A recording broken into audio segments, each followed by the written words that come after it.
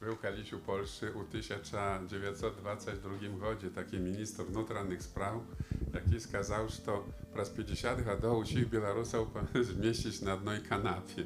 No, już dawno jego nie ma i 100 lat przeszło, nie 50 i krychu nas bolej, czym na jedną kanapę, tak że to kali nawet pamierajem się, admirajem, ale wielmi powoli, tak że to jeszcze nas na pokolenie chwacić i to no, osobliwa mnie natchniaje przykład Hajnałki, gdzie prosto chcieli z licejem tak samo jak odbiałoruszyć jak Bielski Licej i tam się dali odpor. Baćki, nastawniki, wuczni, znaczyć jest jeszcze jakaś siła u nas samych.